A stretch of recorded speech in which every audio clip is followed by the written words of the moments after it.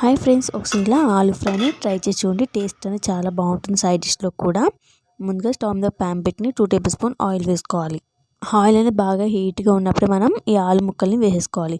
ఇలా ఆలు అంతా వేసుకొని చాలా క్రిస్పీ అయ్యేదాకా మనం బాగా ఫ్రై చేసుకోవాలి.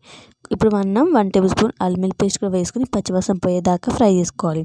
ఇలా 1 నిమిషం పాటు బాగా ఫ్రై చేసుకుంటే అల్లం వెల్లుల్లి పేస్ట్ పచ్చివాసన అనేది పోతుంది. 1/2 టీ స్పూన్ పసుపు కూడా యాడ్ చేసుకొని ఒకసారి బాగా కలిపేసుకోవాలి.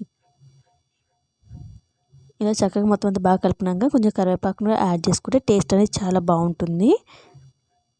ఇలా ఒకసారి బాగా మనం మిక్స్ చేసుకోవాలి. ఇప్పుడు మనం టేస్ట్ బట్టి సాల్ట్ని యాడ్ చేసుకోవాలి. 1 టేబుల్ స్పూన్ ధనియాల powder, 1 table spoon garam masala, 1 table spoon కారం వేసుకుని ఒకసారి మనం బాగా మిక్స్ చేసుకోవాలి. ఇలా మంటను లో ఫ్లేమ్లో పెట్టుకుని ఒక 2 మినిట్స్ మనం ఈ మసాలాను అంతా చక్కగా ఫ్రై చేసుకోవాలి. ఇప్పుడు మనం స్టవ్ ఆఫ్ చేసుకోవడమే. అంతే, చాలా సింపుల్గా ఆలు ఫ్రై రెడీ అయిపోయింది.